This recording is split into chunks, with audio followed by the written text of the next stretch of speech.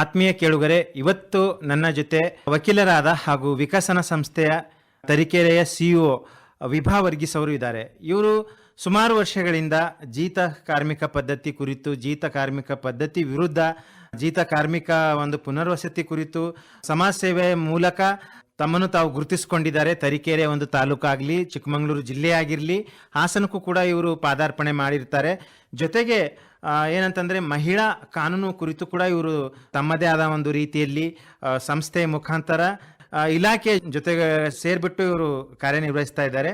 ಇವತ್ತು ನಮ್ಮ ಜೊತೆ ಈ ಜೀತ ಕಾರ್ಮಿಕ ಪದ್ಧತಿ ಕುರಿತು ಇದರ ಸಂಪೂರ್ಣ ಒಂದು ಮಾಹಿತಿಯನ್ನು ನಮ್ಮ ಜೊತೆ ಮಾಡಿಕೊಳ್ಳಿಕ್ಕಿದ್ದಾರೆ. ಪ್ರಥಮವಾಗಿ ಭದ್ರಾವತಿ ಆಕಾಶವಾಣಿ FM ಮತ್ತು ಶಿವಮೊಗ್ಗ FM ಕೇಂದ್ರದಿಂದ ತಮಗೆ ಸ್ವಾಗತ ಕೋರುತ್ತಾ. ನಮಸ್ಕಾರ ಮೇಡಮ್. ನಮಸ್ತೆ.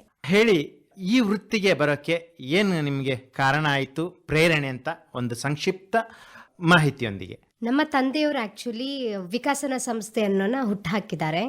ಸೊ ನಾನು ಹುಟ್ಟಿದಾಗಿನಿಂದ ಒಂದು ಸಮಾಜ ಸೇವೆ ಅನ್ನೋ ಒಂದು ಲೇಬಲ್ಲೇ ತಗೊಂಡು ಬಂದಿದ್ದೀರಾ ನೀವು. ಸೊ ಹಾಗೇನೆ ಚಿಕ್ಕ ವಯಸ್ಸಿನಿಂದನೂ ನಾನು ಸಮಾಜ ಸೇವೆಯಲ್ಲಿ ಹಲವಾರು ಕೆಲಸಗಳಲ್ಲಿ, ಕ್ಷೇತ್ರಗಳಲ್ಲಿ ನಮ್ಮ ಅಪ್ಪಾಜಿ ಜೊತೆ ಹೋಗ್ತಾ ಹೋಗ್ತಾ ಹೋಗ್ತಾ ಬೆಳೆದಂಥದ್ದು. ತದನಂತರ ನಾನು MSW ಅನ್ನ ಬೆಂಗಳೂರಲ್ಲಿ ಮಾಡಿದೆ. ಅಲ್ಲಿ ನನ್ನ ಒಂದು ಲೈಫ್ ಟರ್ನಿಂಗ್ ಅಂತ ಹೇಳ್ಬೋದು. ನಮ್ಮ ಲೆಕ್ಚರರ್ಸ್ ಸಮಾಜ ಸೇವೆ ಅಂದ್ರೆ ಏನು ಅನ್ನೋದ್ರ ಬಗ್ಗೆ ತುಂಬಾ ಆಳವಾಗಿ ನಮಗೆ ಪ್ರಾಕ್ಟಿಕಲ್ ಎಕ್ಸ್ಪೀರಿಯನ್ಸ್ ಅನ್ನ ಕೊಟ್ಟು ನಮ್ಮನ್ನ ಒಂದು ಬ್ರಾಡ್ ಅಂಡ್ ಪರ್ಸ್ಪೆಕ್ಟಿವ್ ಅಲ್ಲಿ ಬೆಳೆಸಿದ್ರು. ತದನಂತರ ನಾನು ಪೊಲೀಸ್ ಕಮಿಷನರ್ ಆಫೀಸ್ ಬೆಂಗಳೂರಲ್ಲಿ 1 ವರ್ಷ ಕೆಲಸವನ್ನ ಮಾಡಿದೆ. ಅಲ್ಲಿ ನಾನು ಮಹಿಳಾ ಸಹಾಯವಾಣಿ, ಮಕ್ಕಳ ಸಹಾಯವಾಣಿ, ನಾನು ಆಕ್ಚುಲಿ ಮಕ್ಕಳ ಸಹಾಯವಾಣಿಯಲ್ಲಿ ಆಪ್ತ ಸಮಾಲೋಚಕರಾಗಿ ಕೆಲಸವನ್ನ ಸ್ಟಾರ್ಟ್ ಮಾಡಿದ್ದು. ಅಲ್ಲಿ ನಾನು ಮಹಿಳೆಯರ ಮೇಲೆ ಆಗ್ತಾ ಇರುವಂತಹ ದೌರ್ಜನ್ಯಗಳಾಗಿರ್ಬೋದು, ಕೌಟುಂಬಿಕ ಕಲಹಗಳಾಗಿರ್ಬೋದು, ಪ್ರೀ ಮ್ಯಾರಿಟಲ್ ಮ್ಯಾರೇಜ್ ಇಶ್ಯೂಸ್ ಆಗಿರ್ಬೋದು, ಆ ಪೋಸ್ಟ್ ಮ್ಯಾರೇಜ್ ಇಶ್ಯೂಸ್ ಆಗಿರ್ಬೋದು, ಮಕ್ಕಳ ಮೇಲೆ ನಡೀತಾ ಇರುವಂತಹ ದೌರ್ಜನ್ಯಗಳು, ಅಲ್ಲಿ ನಾನು ರೆಸ್ಕ್ಯೂ ಆಪರೇಷನ್, ಸೊ ಹೀಗೆ ನನ್ನ ಲೈಫ್ ಅನ್ನ, ನನ್ನ ಜರ್ನಿಯನ್ನ ಸ್ಟಾರ್ಟ್ ಮಾಡಿ ತದನಂತರ ನಾನೀಗ ಬಾಂಡೆಡ್ ಲೇಬರ್ ಇಶ್ಯೂ ಬಗ್ಗೆ ಕೆಲಸ ಮಾಡ್ತಾ ಇದ್ದೀನಿ. ಜೀತ ಕಾರ್ಮಿಕ ಪದ್ಧತಿ ಬಗ್ಗೆ ಆಗಿರ್ಬೋದು, ಮಹಿಳಾ ಹಕ್ಕುಗಳಾಗಿರ್ಬೋದು, ಗಾರ್ಮೆಂಟ್ಸ್ ಅಲ್ಲಿರುವಂತಹ ಫ್ಯಾಕ್ಟರಿಯ ಹಕ್ಕುಗಳ ಬಗ್ಗೆ ಆಗಿರ್ಬೋದು, ಫ್ಯಾಕ್ಟರಿಯಲ್ಲಿ ಯಾವ ರೀತಿಯ ಸೌಲಭ್ಯಗಳು ಇರಬೇಕು ಅನ್ನೋದ್ರ ಬಗ್ಗೆ ಆಗಿರ್ಬೋದು. ಸೊ ಹೀಗೆ ನನ್ನ ಪ್ರಯಾಣ ಸ್ಟಾರ್ಟ್ ಆಗಿ ಇವತ್ತು ಈ ಪ್ರೊಫೆಷನ್ ನ ತುಂಬಾ ಪ್ರೀತಿಯಿಂದ, ಅಪ್ಪುಗೆಯಿಂದ ಕೆಲಸ ಮಾಡ್ತಾ ಇದ್ದೀನಿ. ಸೊ ಈಗ ನನ್ನ ಪ್ರೊಫೆಷನ್ ಸ್ಟಾರ್ಟ್ ಮಾಡಿ 10 ವರ್ಷ ಆಯ್ತು. ವಕೀಲರಾಗಿ ಕೆಲಸ ಮಾಡ್ಲಿಕ್ಕೆ ಸ್ಟಾರ್ಟ್ ಆಗಿ 4 ವರ್ಷ ಆಯ್ತು. ಸೊ ಹಾಗೆ ನನ್ನ ಈ ಚಿಕ್ಕ ಪ್ರಯಾಣ. ಈಗ ನಾವು ಮುಖ್ಯ ವಿಷಯಕ್ಕೆ ಬಂದ್ರೆ, ಅಂದ್ರೆ ಜೀತ ಕಾರ್ಮಿಕ ಪದ್ಧತಿ, ಈ ವಿಚಾರವನ್ನ ಯಾಕೆ ಆಯ್ಕೆ ಮಾಡ್ಕೊಂಡಿರಿ?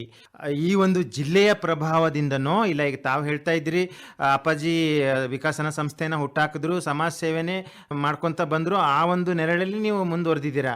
ಸೊ ಇದು ನಿಮಗೆ ಪ್ರೇರಣೆ ಸಿಕ್ತೋ, ಇಲ್ಲ ಈ ಒಂದು ಜಿಲ್ಲೆಗಳಲ್ಲಿ ಅಂದರೆ ನಮ್ಮ ಚಿಕ್ಕಮಗಳೂರು ಜಿಲ್ಲೆ, ಶಿವಮೊಗ್ಗ ಜಿಲ್ಲೆ, ದಾವಣಗೆರೆ ಜಿಲ್ಲೆಯಲ್ಲಿ ಅಡಿಕೆ ತೋಟ ಆಗಿರಲಿ, ಕಾಫಿ ತೋಟ ಆಗಿರಲಿ, ಅಥವಾ ಏನು ಟೀ ತೋಟ ಆಗಿರಲಿ, ಇಲ್ಲಿ ಸುಮಾರು ಈ ಒಂದು ಪದ್ಧತಿ ಜಾಸ್ತಿ ಕಾಣ್ತಕ್ಕಂಥದ್ದು. ಸೊ ಅದರ ಒಂದು ಪ್ರಭಾವದಿಂದ ನೀವು ಈ ವಿಚಾರಕ್ಕೆ ಬಂದ್ರೆ ಹೇಗೆ ಅನ್ನೋದು. ಜೀತ ಕಾರ್ಮಿಕ ಪದ್ಧತಿ ಯಾಕೆ ಅನ್ನೋ ಪ್ರಶ್ನೆಗೆ ಉತ್ತರ ಏನು ಅಂದ್ರೆ, ನಮ್ಮ ಈ ಜೀತ ಕಾರ್ಮಿಕ ನಿರ್ಮೂಲನಾ ಕಾಯ್ದೆ ಬಂದು 50 ವರ್ಷ ಆಗ್ತಾ ಇದೆ ಈ ವರ್ಷಕ್ಕೆ. ಸೊ ಅದು ಜೀತ ಕಾರ್ಮಿಕ ನಿರ್ಮೂಲನಾ ಕಾಯ್ದೆ ಬಂದಿದ್ದು 1976ರಲ್ಲಿ. ಸೊ ಈ ವರ್ಷ 2026ಕ್ಕೆ 50 ವರ್ಷ ಸಮಸ್ತವಾಗಿ ಸಂಪೂರ್ಣಗೊಳ್ತಾ ಇದೆ. ಆದ್ರೂ ಕೂಡ ಇವತ್ತಿಗೂ ಜೀತ ಕಾರ್ಮಿಕರು ಇದ್ದಾರೆ ಅಂತ ಹೇಳಿದ್ರೆ ಎಷ್ಟೋ ಜನ ನಂಬಲ್ಲ. ಈಗ ಜೀತ ಕಾರ್ಮಿಕರು ಅಂತ ಹೇಳಿದ ತಕ್ಷಣನೇ ಎಲ್ಲರ ತಲೆಯಲ್ಲಿ ಬರುವಂತ ಒಂದು ಇಮ್ಯಾಜಿನೇಷನ್ ಏನು ಅಂದ್ರೆ, KGF ಮೂವಿಯಲ್ಲಿ ಇದ್ದಂತಹ ಒಂದು ಪರಿಸ್ಥಿತಿ ಮಾತ್ರ ಬರುತ್ತೆ ಹೊರತು, ಅಲ್ಲದೆ ಆ ಜೀತ ಕಾರ್ಮಿಕ ಪದ್ಧತಿಯಲ್ಲಿರುವಂತಹ ವಿವಿಧ ರೂಪುರೇಷೆಗಳು ಯಾರಿಗೂ ಅರ್ಥ ಆಗೋದಿಲ್ಲ. ಮುಖ್ಯವಾಗಿ ನಾವು ಹೇಳಲಿಕ್ಕೆ ಹೋಗ್ಬೇಕು ಅಂದ್ರೆ, ನಮ್ಮ ಈ ಒಂದು ಯೋಜನೆಯಲ್ಲಿ ನಾವು ಅಧಿಕಾರಿಗಳನ್ನ ಕೂಡ ಸಬಲೀಕರಣ ಮಾಡ್ತಾ ಇದೀವಿ. ಯಾಕಂದ್ರೆ ಜೀತ ಕಾರ್ಮಿಕರು ಅಂತ ಪರಿಗಣಿಸೋದು ಯಾವ ಒಂದು ಕ್ರೈಟೀರಿಯಾಗಳನ್ನ ಇಟ್ಕೊಂಡು ಪರಿಗಣಿಸಬೇಕು ಅನ್ನೋದು ಕೂಡ ಇವತ್ತಿಗೂ ನಮ್ಗೆ ಗೊತ್ತಿಲ್ಲ. ಸೊ ಮೊದಲು ಜೀತ ಕಾರ್ಮಿಕರು ಅಂತ ಹೇಳುವಾಗ ನಾವು ಬೇರೆ ಕೃಷಿ ರಂಗದಲ್ಲಿ ಇದ್ರು ಅಂತ ಹೇಳಿ ನಾವು ಅದನ್ನ ಕಂಡು ಬರ್ತಾ ಇದ್ವಿ. ಏನಂದ್ರೆ ಕೃಷಿಗೆ ಬರ್ತಾ ಇದ್ರು, ಅಜ್ಜ ಸಾಲ ತಗೊಳ್ತಾ ಇದ್ರು, ಸೊ ತಲೆಮುರದಿಂದ ಅವರು ಅಲ್ಲೇನೆ ಜೀತಕ್ಕೆ ಅಂತ ಇರುವಂತದ್ದು. ಆದ್ರೆ ಇವತ್ತಿನ ಒಂದು ದೃಷ್ಟಿಕೋನದಲ್ಲಿ ನಾವು ನೋಡ್ಲಿಕ್ಕೆ ಹೋದ್ರೆ ಬರೀ ಒಂದು ಕೃಷಿ ಒಂದು ಕೇಂದ್ರದಲ್ಲಿ ಮಾತ್ರ ಇಲ್ಲ, ಇದು ಎಲ್ಲಾ ಒಂದು ಕ್ಷೇತ್ರಗಳಲ್ಲೂ ಕೂಡ ಇದಾಗಿದೆ. ಆಗಿದೆ. ಸೊ ರೀಸೆಂಟ್ ಆಗಿ ನಾವು ಬಾಗಲಕೋಟೆಯಲ್ಲಿ ಒಂದು ರೆಸ್ಕ್ಯೂ ಅನ್ನ ಮಾಡಿದ್ವಿ. ಸೊ ಅಲ್ಲಿ ಹೇಗಾಗಿದೆ ಅಂದ್ರೆ ರೋಡ್ ಸೈಡ್ ಅಲ್ಲಿ ಇರುವಂತಹ ಜ್ಯೂಸ್ ಮಾಡ್ತಾರಲ್ಲ, ಅವರು ಕೂಡ ಟ್ರಾಫಿಕ್ಡ್ ಬಾಂಡೆಡ್ ಲೇಬರ್ಸ್. ಸೊ ಈ ಒಂದು ನಮ್ಮ ಮುಖಕ್ಕೆ ಹೇಗೆ ಕಾಣುತ್ತೆ, ಹೊರ ಪ್ರಪಂಚಕ್ಕೆ ಅವರು ಜೀತ ಕಾರ್ಮಿಕರು ಅಂತ ಅಂದ್ರೆ ಅವ್ರು ಸ್ವಂತ ಉದ್ಯೋಗ ಮಾಡ್ತಾ ಇದ್ದಾರೆ ಅನ್ನೋ ಹಾಗೆ ಕಾಣಿಸುತ್ತೆ. ಹೌದು, ಆದ್ರೆ ಅವರು ಒಬ್ಬ ಟ್ರಾಫಿಕ್ ಆಗಿರುವಂತ, ಅಂದ್ರೆ ಅವರನ್ನ ಒಂದು ಕಡೆಯಿಂದ ಇನ್ನೊಂದು ಕಡೆಗೆ ಲೇಬರ್ಗೋಸ್ಕರ ಅವರನ್ನ ಟ್ರಾಫಿಕ್ ಮಾಡಿರ್ತಾರೆ, ಅವರನ್ನ ಒಂದು ಕಡೆಯಿಂದ ಇನ್ನೊಂದು ಕಡೆಗೆ ಕರ್ಕೊಂಡು ಬಂದಿರ್ತಾರೆ, ಅವರಿಗೆ ಕಮ್ಮಿ ವೇತನವನ್ನ ಕೊಟ್ಟು. ಸೊ ಈ ತರ ಜೀತ ಕಾರ್ಮಿಕ ಪದ್ಧತಿ ಬಗ್ಗೆ ಇನ್ನೂ ಹೆಚ್ಚಾಗಿ ಮಾತಾಡುವಾಗ ಜೀತ ಕಾರ್ಮಿಕ ಪದ್ಧತಿ ಅಂದ್ರೆ ಏನು ಅನ್ನೋದ್ರ ಬಗ್ಗೆ ನಾವು ಚರ್ಚೆ ಮಾಡೋಣ ಸರ್. ಹೇಳಿ. ಈಗ ಸಾಮಾನ್ಯವಾಗಿ ನಾವು ಹೇಳುವುದಾದ್ರೆ ಸಾಮಾನ್ಯ ರೈತನಿಗಾಗಿರ್ಲಿ ಅಥವಾ ಸಾಮಾನ್ಯ ಜನರಿಗೆ ಜೀತ ಕಾರ್ಮಿಕ ಪದ್ಧತಿ ಅಂತ ಹೇಗೆ ಅರ್ಥ ಮಾಡಿಸ್ತೀರಿ ನೀವು? ಓಕೆ, ಸೊ ಜೀತ ಕಾರ್ಮಿಕ ಪದ್ಧತಿ ಅಂದ್ರೆ ಅದರಲ್ಲಿ ಒಂದು 5 ಅಂಶಗಳನ್ನ ನಾವು ಮುಖ್ಯವಾಗಿ ನೋಡ್ಬೇಕಾಗತ್ತೆ. ಒಂದು, ಮುಖ್ಯವಾಗಿ ಆ ಕಾರ್ಮಿಕರು ತಮ್ಮ ಸ್ವಾತಂತ್ರ್ಯವನ್ನ ಕಳ್ಕೊಂಡಿದಾರ ಅನ್ನೋದನ್ನ ಫಸ್ಟ್ ನೋಡ್ಬೇಕಾಗತ್ತೆ. ಸ್ವಾತಂತ್ರ್ಯ ಅಂತ ಹೇಳಿದ ತಕ್ಷಣನೇ ಅದರಲ್ಲಿ 2-3 ತರ ಬರುತ್ತೆ. ಒಂದು ಸ್ವಾತಂತ್ರ್ಯ ಯಾವುದು ಅಂದ್ರೆ ಬೇರೆ ಒಂದು ಜಾಗಕ್ಕೆ ಹೋಗಿ ಕೆಲಸ ಮಾಡಕ್ಕೆ ಆಗದೆ ಇರುವಂತಹ ಸ್ವಾತಂತ್ರ್ಯ, ತನಗೆ ಇಷ್ಟ ಇರುವಂತಹ ಕೆಲಸವನ್ನ ಮಾಡ್ಲಿಕ್ಕೆ ಇರುವಂತಹ ಅವಕಾಶವನ್ನ ಅವರು ಕಳ್ಕೊಳ್ತಾರೆ. ನೆಕ್ಸ್ಟ್ ಅದರಲ್ಲಿ ಏನ್ ಬರುತ್ತೆ ಅಂದ್ರೆ ಅವರು ಒಂದು ವಸ್ತುಗಳನ್ನ ಮಾರಾಟ ಮಾಡ್ಲಿಕ್ಕೆ ಇರುವಂತಹ ಸ್ವಾತಂತ್ರ್ಯವನ್ನ ಕಲ್ತ್ಕೊಳ್ತಾರೆ. ಏನು ನಾವು ಟ್ರೇಡ್ ಅಂತ ಏನ್ ಹೇಳ್ತೀವಲ್ಲ, ಬೈಯಿಂಗ್ ಅಂಡ್ ಸೆಲ್ಲಿಂಗ್ ಅಂತ ಹೇಳ್ತೀವಿ ಇಲ್ಲ, ಸ್ವಂತ ಉದ್ಯೋಗವನ್ನ ಮಾಡ್ಲಿಕ್ಕೆ ಇರುವಂತಹ ಸ್ವಾತಂತ್ರ್ಯವನ್ನ ಕಳ್ಕೊಳ್ತಾರೆ. ಹಾಗೆ ವಸ್ತುಗಳನ್ನ ಮಾರಾಟ ಮಾಡ್ಲಿಕ್ಕಿರುವಂತಹ ಸ್ವಾತಂತ್ರ್ಯವನ್ನ ಕಳ್ಕೊಳ್ತಾರೆ. ಇನ್ನೊಂದು ಸ್ವಾತಂತ್ರ್ಯ, ಸ್ವತಂತ್ರವಾಗಿ ಓಡಾಡುವಂತಹ ಸ್ವತಂತ್ರವನ್ನ ಅವರು ಕಳ್ಕೊಂಡಿರ್ತಾರೆ. ಸೊ ಈ ತರ ಮುಖ್ಯವಾಗಿ ಒಂದಷ್ಟು ಸ್ವತಂತ್ರವನ್ನ ಅವರು ಕಳ್ಕೊಂಡಿರ್ತಾರೆ. ಫ್ರೀಡಮ್ ಅಂತ ನಾವ್ ಏನ್ ಮಾತಾಡ್ತೀವಿ, ರೈಟ್ ಟು ಫ್ರೀಡಮ್ ಅನ್ನೋದನ್ನ ನಮ್ಮ ಸಂವಿಧಾನ ನಮಗೇನ್ ಕೊಟ್ಟಿದೆ, ಅದರದ ವಿಶ್ಲೇಷಣೆಯಲ್ಲಿ ಬರುವಂತಹ ರೈಟ್ ಟು ಫ್ರೀಡಮ್ ಅನ್ನ ಅವರು ಮೊಟ್ಟ ಮೊದಲನೇದಾಗಿ ಕಳ್ಕೊಳ್ತಾರೆ. ತದನಂತರ ಏನಾಗತ್ತೆ ಅಂದ್ರೆ ಏನು ಮಿನಿಮಮ್ ವೇಜಸ್ ಅನ್ನೋದನ್ನ ಏನ್ ಹೇಳ್ತೀವಲ್ಲ, ಬೇಸಿಕ್ ವೇಜಸ್, ಅದನ್ನ ಅವ್ರಿಗೆ ಸೂಕ್ತ ಸಮಯಕ್ಕೆ ಅವ್ರಿಗೆ ಕೊಡ್ತಾ ಇರೋದಿಲ್ಲ. ಏನು ಈಗ ನಮ್ಮಲ್ಲಿ ಈಗ ಮೊನ್ನೆ ಅಷ್ಟೇ ಒಂದು ಕೇಸ್ ಬಂತು.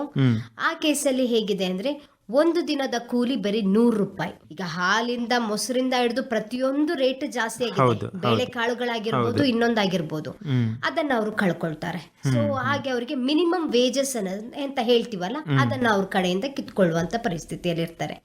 ಇನ್ನೊಂದು ಏನು ಅಂದ್ರೆ ಮುಂಗಡ ಹಣವನ್ನ ತಗೊಂಡಿರ್ತಾರೆ. ಯಾವುದೋ ಒಂದು ಅವ್ರ ಕಷ್ಟಕ್ಕೆ ಅಥವಾ ಯಾವುದೋ ಒಂದು ತುರ್ತು ಸಮಯದಲ್ಲಿ ತಗೊಂಡಿರ್ತಾರೆ. ಹೌದು, ಅನಿವಾರ್ಯ ಪರಿಸ್ಥಿತಿ.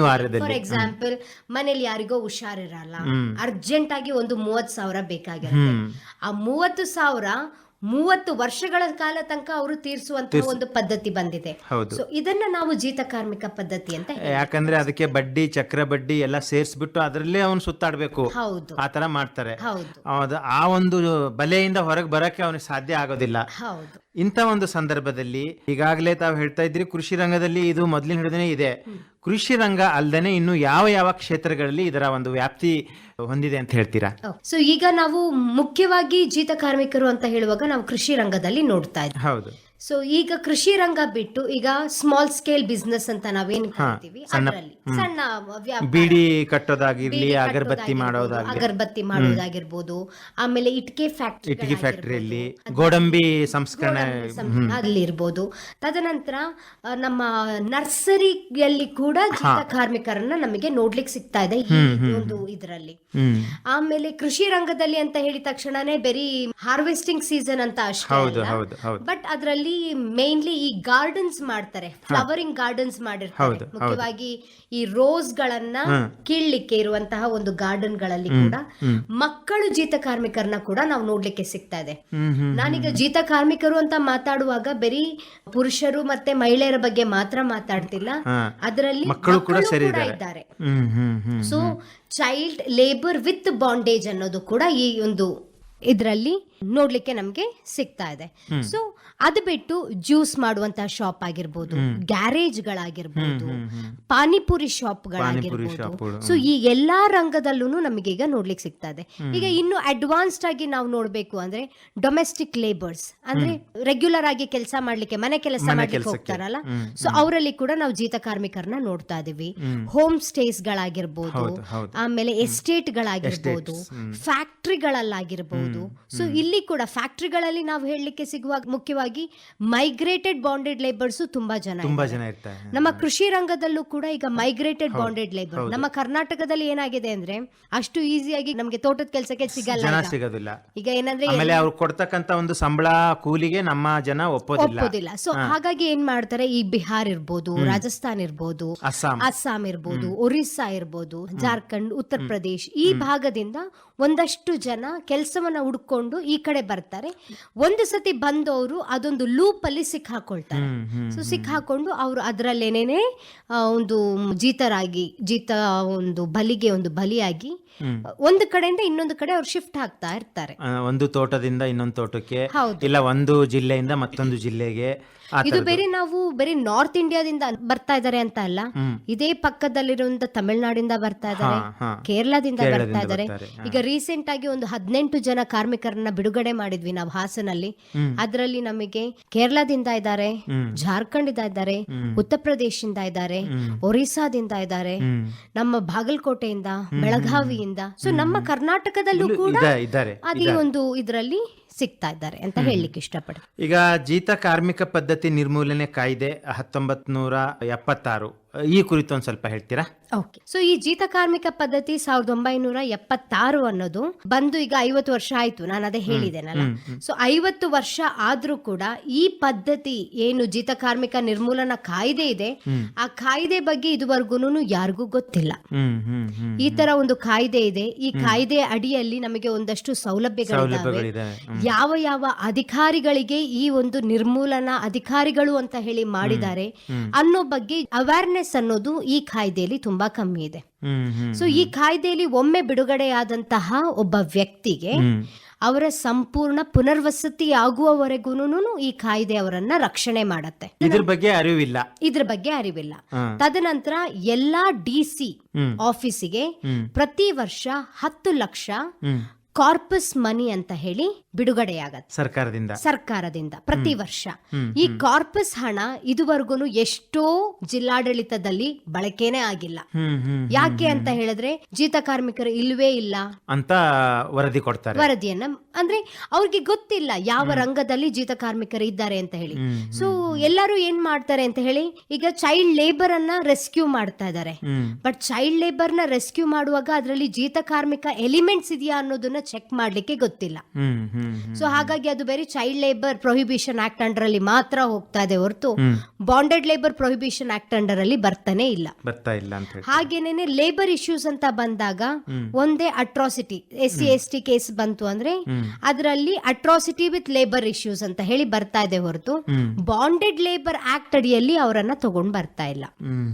ಸೊ ಅದನ್ನ ಮುಚ್ಚೋಕೆ ಪ್ರಯತ್ನ ಮಾಡ್ತಾ ಇದ್ದಾರೆ ಅಂತ ಹೇಳ್ತೀರಾ? ಮುಚ್ಚೋಕೆ ಪ್ರಯತ್ನ ಅಂತ ಹೇಳಲ್ಲ, ಅರಿವಿನ ಒಂದು ಕೊರತೆ ಅಂತ ನಾನು ಹೇಳ್ತೀನಿ. ಯಾಕಂತ ಹೇಳಿದ್ರೆ ಇದ್ರ ಬಗ್ಗೆ ವ್ಯಾಪಕವಾಗಿ ಎಲ್ಲೂ ಮಾತಾಡಿಲ್ಲ. ಜೀತ ಕಾರ್ಮಿಕರು ಅಂತ ಹೇಳುವಾಗ ಎಲ್ಲರಿಗೂ ಒಂದು ತಲೆಯಲ್ಲಿದೆ, ಅವರನ್ನ ಚೈನಲ್ಲಿ ಕಟ್ ಹಾಕಿದ್ರೆ ಮಾತ್ರ ಜೀತ ಕಾರ್ಮಿಕರು, ಕಾಲಿಗೆ ಚೈನು ಕೈಗೆ ಚೈನು ಹಾಕಿದ್ರೆ ಮಾತ್ರ ಜೀತ ಕಾರ್ಮಿಕರು ಅಂತ ಒಂದು. ಬಟ್ ಈಗ ಈ 21ನೇ ಶತಮಾನದಲ್ಲಿ ಜೀತ ಕಾರ್ಮಿಕರು ಅನ್ನೋದು ಒಂದು ಹೊಸದಾದಂತಹ ರೂಪುರೇಷವನ್ನ ತಗೊಂಡಿದೆ. 1976ನೇ ಇಸ್ವಿಯಲ್ಲಿ ಏನು ಈ ಕಾಯ್ದೆ ಬಂತು, ತದನಂತರ ಏನಾಗಿದೆ ಅಂತ ಹೇಳಿ ಕೈಗೆ ಚೈನ್ ಕಟ್ಟೋದನ್ನ ಮಾತ್ರ ಬಿಟ್ಟಿದ್ದಾರೆ ಹೊರತು ಬೇರೆ ಇನ್ನೆಲ್ಲ ಎಲಿಮೆಂಟ್ಸ್ ಹಾಗೆ ಉಳ್ಕೊಂಡಿದೆ. ಅಲ್ಲಿ ದೌರ್ಜನ್ಯಗಳಿದಾವೆ, ಹರಾಸ್ಮೆಂಟ್ ಇದೆ, ಅಬ್ಯೂಸಿವ್ ಲ್ಯಾಂಗ್ವೇಜ್ ಅನ್ನ ಉಪಯೋಗಿಸ್ತಾರೆ. ಅವ್ರು ಇನ್ನು ನಾವು ಹೇಳಲಿಕ್ಕೆ ತುಂಬಾ ಕಷ್ಟ ಅನ್ಸತ್ತೆ. ರೀಸೆಂಟ್ ಆಗಿ ಒಂದು ಕೇಸಲ್ಲಿ ನಾವು ನೋಡಿದ್ವಿ, 6 ಗಂಟೆ ಆಗೋ ಅಷ್ಟೊತ್ತಿಗೆ ಅವ್ರನ್ನ ಒಂದು ರೂಮ್ ಅಲ್ಲಿ ಕೂಡ ಹಾಕ್ತಾರೆ, ಹೊರಗಡೆ ಕಚ್ಚುವಂತ ನಾಯಿನ ಬಿಟ್ಟಿರ್ತಾರೆ. ಅದು ಕೂಡ ಒಂದು ಬಂಧನ ಅಲ್ವಾ? ಜಸ್ಟ್ ಬಿಕಾಸ್ ಅವರು ಒಂದು ಮುಂಗಡ ಹಣವನ್ನ ತಗೊಂಡಿದ್ದಾರೆ ಅಂತ ಹೇಳೋ ಒಂದು ಉದ್ದೇಶಕ್ಕೋಸ್ಕರ ಅವರನ್ನ ಒಂದು ರೂಮಲ್ಲಿ ಕೂಡ ಹಾಕೋದು ಎಷ್ಟು ಸರಿ ಅನ್ನೋದನ್ನ ನಾವು ರಿಫ್ಲೆಕ್ಟ್ ಮಾಡ್ಬೇಕು. ಬೇರೆ ಅವರನ್ನ ಕೈಗೆ ಕಾಲಿಗೆ ಚೈನ್ ಹಾಕಿದ ತಕ್ಷಣನೇ ಅವರು ಜೀತ ಕಾರ್ಮಿಕರಾಗಲ್ಲ. ಒಬ್ಬ ಮನುಷ್ಯನನ್ನ ಅವನ ಸ್ವಾತಂತ್ರ್ಯವನ್ನ ಕಿತ್ಕೊಂಡು ಅವನ ಹಕ್ಕುಗಳನ್ನ ಕಿತ್ಕೊಂಡು ಅವನನ್ನ ಒಂದು ಬಂಧನದಲ್ಲಿ ಇಟ್ಕೊಳ್ಳೋದು ಕೂಡ ಒಂದು ಜೀತ ಕಾರ್ಮಿಕ ಪದ್ಧತಿಯಲ್ಲಿ ಬರುತ್ತೆ ಅನ್ನೋದನ್ನ ನಾವು ಇಲ್ಲಿ ಮುಖ್ಯವಾಗಿ ಹೇಳಲಿಕ್ಕೆ ಇಷ್ಟಪಡ್ತೀವಿ. ಈಗ ಈ ಜೀತ ಕಾರ್ಮಿಕ ಪದ್ಧತಿ ನಿರ್ಮೂಲನೆಯಲ್ಲಿ ಯಾವ ಯಾವ ಇಲಾಖೆಗಳು ತೊಡಗಿಸಿಕೊಂಡಿದ್ದಾವೆ ಅಂತ ಹೇಳ್ತೀರಾ ಮೇಡಮ್? ಈಗ ನಾವು ಜೀತ ಕಾರ್ಮಿಕ ಪದ್ಧತಿಯಲ್ಲಿ ನಾವು ಪ್ರೊಹಿಬಿಷನ್ ಆಫೀಸರ್ಸ್ ಅಂತ ಹೇಳಿ ನಾವು ಕರಿತೀವಿ. 52 ಪ್ರೊಹಿಬಿಷನ್ ಆಫೀಸರ್ಗಳನ್ನ ನಿರ್ಮೂಲನಾ ಅಧಿಕಾರಿಗಳು ಅಂತ ಹೇಳಿ ಕರ್ನಾಟಕ ಸರ್ಕಾರದಿಂದ ನೇಮಕವನ್ನ ಮಾಡಿದ್ದಾರೆ. ಅದ್ರ ಜೊತೆಗೆ 15 ವಿವಿಧ ಇಲಾಖೆಗಳನ್ನ ಕೂಡ ಈ ಒಂದು ಕಾಯ್ದೆ ಅಡಿಯಲ್ಲಿ ಸೇರಿಸಿದ್ದಾರೆ. ಯಾವ್ಯಾವ್ದು ಇಲಾಖೆಗಳು ಅಂತ ಹೇಳಲಿಕ್ಕೆ ಹೋದ್ರೆ ಸ್ಟಾರ್ಟಿಂಗ್ ಫ್ರಮ್ ಕಂದಾಯ ಇಲಾಖೆ ಅಂತ ಸ್ಟಾರ್ಟ್ ಆಗತ್ತೆ. ಸೊ ಕಂದಾಯ ಇಲಾಖೆ ಆಗಿರ್ಬೋದು, ಪೊಲೀಸ್ ಇಲಾಖೆಗಳಾಗಿರ್ಬೋದು, ನಾವೇನು ಪಂಚಾಯತ್ ರಾಜ್ ಇನ್ಸ್ಟಿಟ್ಯೂಷನ್ ಅಂತ ಹೇಳ್ತೀವಲ್ಲ, ಗ್ರಾಮ ಪಂಚಾಯತಿಗಳು ಅಂತ ಹೇಳ್ತೀವಲ್ಲ, ಅವ್ರದೇ ಮುಖ್ಯವಾದ ಕೆಲಸ ಇರುವಂತದ್ದು. ಸೊ ರಿಹ್ಯಾಬಿಲಿಟೇಷನ್ ಪುನರ್ವಸತಿಯ ಸಂಪೂರ್ಣ ಜವಾಬ್ದಾರಿಯನ್ನ ನಮ್ಮ ಪಂಚಾಯತ್ ರಾಜ್ ಪಿಡಿಒಗಳ ಮೇಲೆ ಹಾಕಿರುತ್ತಾರೆ. ಸಿಒ ZP ಗಳ ಮೂಲಕ ಅದನ್ನ ನಮ್ಮ ಪಿಡಿಒಗಳು ಅದನ್ನ ಕಾರ್ಯರೂಪಕ್ಕೆ ತರಬೇಕು. ಹಾಗೇನೆ ನಗರಾಭಿವೃದ್ಧಿ ಆಗಿರ್ಬೋದು, ಮುನ್ಸಿಪಾಲಿಟಿ ಆಗಿರ್ಬೋದು, ಪೊಲೀಸ್ ಇಲಾಖೆಗಳಾಗಿರ್ಬೋದು, ಹೀಗೇನೆ ಸಮಾಜ ಕಲ್ಯಾಣ ಇಲಾಖೆ, ಮಹಿಳಾ ಮತ್ತು ಮಕ್ಕಳ ಕಲ್ಯಾಣ ಇಲಾಖೆ, ಕೃಷಿ ಇಲಾಖೆ, ಯಾಕಂದ್ರೆ ಕೃಷಿ ರಂಗದಲ್ಲಿ ತುಂಬಾ ಜನ ಇದ್ದಾರೆ ಅಂತ ಹೇಳಿ ಕೃಷಿ ಇಲಾಖೆ ಆಗಿರ್ಬೋದು, ವಾಣಿಜ್ಯ ಮತ್ತು ಕೈಗಾರಿಕೆ ಇಲಾಖೆ ಕೂಡ ಇದೆ. ಯಾಕಂದ್ರೆ ಒಂದಷ್ಟು ಫ್ಯಾಕ್ಟರಿಗಳಲ್ಲಿ ನಮ್ಮ ಜೀತ ಕಾರ್ಮಿಕರನ್ನ ನಮಗೆ ನೋಡ್ಲಿಕ್ಕೆ ಸಿಗ್ತಾ ಇದೆ. ಸೊ ಹಾಗಾಗಿ ವಾಣಿಜ್ಯ ಮತ್ತೆ ಕೈಗಾರಿಕಾ ಇಲಾಖೆಯಲ್ಲಿ ಕೂಡ ನಮ್ಮಲ್ಲಿ ಇದ್ದಾರೆ. ಮತ್ತೆ ಗಣಿಗಾರಿಕೆಯಲ್ಲಿ, ಆಮೇಲೆ ವಿಜ್ಞಾನ ಇಲಾಖೆಗಳಾಗಿರ್ಬೋದು, ಕಾರ್ಮಿಕ ಇಲಾಖೆಯಲ್ಲಾಗಿರ್ಬೋದು, ಅಲ್ಪಸಂಖ್ಯಾತರ ಇಲಾಖೆ. ಸೊ ಹೀಗೆ ಹೇಳ್ತಾ ಹೋದ್ರೆ ಒಟ್ಟು 15 ವಿವಿಧ ಇಲಾಖೆಗಳನ್ನ ಈ ಜೀತ ಕಾರ್ಮಿಕ ಪದ್ಧತಿಯ ನಿರ್ಮೂಲನ ಒಂದು ಇದರಲ್ಲಿ ತಗೊಂಡ್ ಬಂದಿದ್ದಾರೆ. ಅದ್ರ ಜೊತೆಗೆ 52 ಜನ ವಿವಿಧ ಅಧಿಕಾರಿಗಳನ್ನ ಈ ಒಂದು ಕಾಯ್ದೆ ಅಡಿಯಲ್ಲಿ ತಂದಿದ್ದಾರೆ. ಈಗ ಕಾರ್ಮಿಕ ಕಲ್ಯಾಣ ಇಲಾಖೆ ಈ ಕುರಿತು ಏನು ಒಂದು ಕಾರ್ಯಕ್ರಮ ಹಮ್ಮಿಕೊಂಡಿದೆ, ಸ್ವಯಂ ಸೇವಾ ಸಂಸ್ಥೆ ಹುಟ್ಟಾಕಿ ಅದ್ರ ಜೊತೆಗೆ ಈಗ ಕಾರ್ಮಿಕ ಇಲಾಖೆ ಇದಕ್ಕೆ ಯಾವ ರೀತಿಯಿಂದ ಸಂಬಂಧ ಇದೆ ಅಂತ ಹೇಳ್ತೀರಾ ಮೇಡಮ್? ನಾವು ಕನ್ಫ್ಯೂಷನ್ ಆಗೋದು ಅದ್ರಲ್ಲೇ ಸರ್. ಏನಾಗತ್ತೆ ಅಂದ್ರೆ ಜೀತ ಕಾರ್ಮಿಕರು ಅಂದಿದ ತಕ್ಷಣನೇ ಅಲ್ಲಿ ಕಾರ್ಮಿಕರು ಬಂದಿದ ತಕ್ಷಣನೇ ಇದು ಜವಾಬ್ದಾರಿ ಕಾರ್ಮಿಕ ಇಲಾಖೆ ಇದು ಅನ್ನೋದು ನಮ್ಮ ಸಾಮಾನ್ಯ ಅರ್ಥಕ್ಕೆ ಬರುವಂತದ್ದು. ಆದ್ರೆ ನಮ್ಮ ಈ ಜೀತ ಕಾರ್ಮಿಕ ಪದ್ಧತಿಯಲ್ಲಿ ಮುಖ್ಯವಾಗಿ ಇರುವುದೇ ರೆವೆನ್ಯೂ ಡಿಪಾರ್ಟ್ಮೆಂಟ್, ಕಂದಾಯ ಇಲಾಖೆ. ಹೌದು, ಕಂದಾಯ ಇಲಾಖೆ DC ಅವರ ಅಂಡರ್ ಅಲ್ಲೇನೆ ಈ ಪ್ರತಿಯೊಂದು ಕಾರ್ಯ ಚಟುವಟಿಕೆಗಳು ನಡೆಯುವಂತದ್ದು.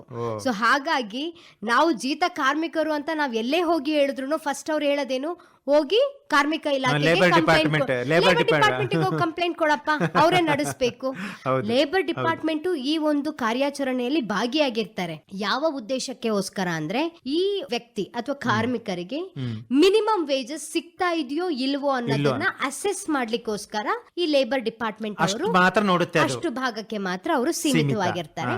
ತದನಂತರ ಆ ಲೇಬರ್ ವೇಜಸ್, ಮಿನಿಮಮ್ ವೇಜಸ್ ಮೇಲೆ ಏನು ಕೇಸ್ ಹಾಕಬೇಕು ಓನರ್ ಮೇಲೆ, ಆ ಒಂದು ಕೆಲಸವನ್ನ ಅವರು ಮಾಡ್ತಾರೆ. ಆ ದುಡ್ಡನ್ನ ಇಸ್ಕೊಡುವಂತಹ ಜವಾಬ್ದಾರಿ ಅಲ್ಲಿರುತ್ತೆ.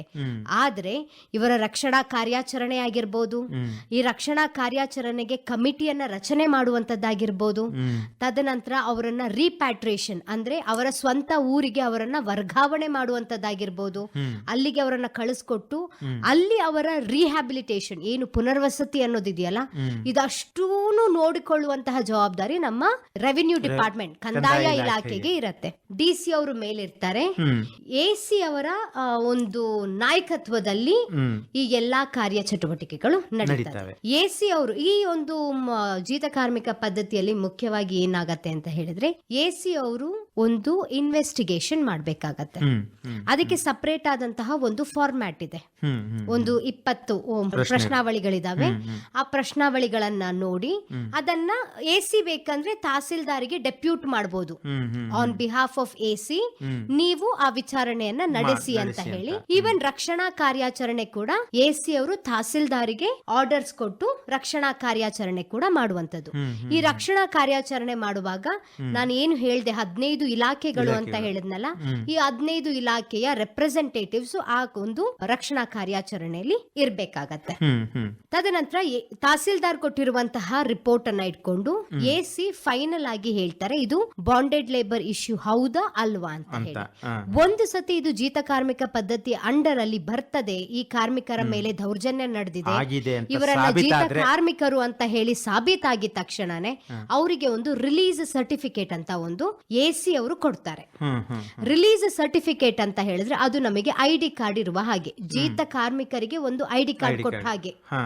ಆ ID ಕಾರ್ಡ್ ಅನ್ನ ಇಟ್ಕೊಂಡು ಅವರು ಮುಂದಿನ ಪುನರ್ವಸತಿ ಏನು ಯೋಜನೆ ಇದೆ ಅದು ಮುಂದೆ ನಡೀತಾ ಹೋಗ್ತದೆ ಅವರಿಗೆ. ಸೊ ಮುಖ್ಯವಾಗಿ ಇದು ರೆವೆನ್ಯೂ ಡಿಪಾರ್ಟ್ಮೆಂಟ್ ಗೆ ಬರುವಂತಹ ಕೇಸ್ ಇದು.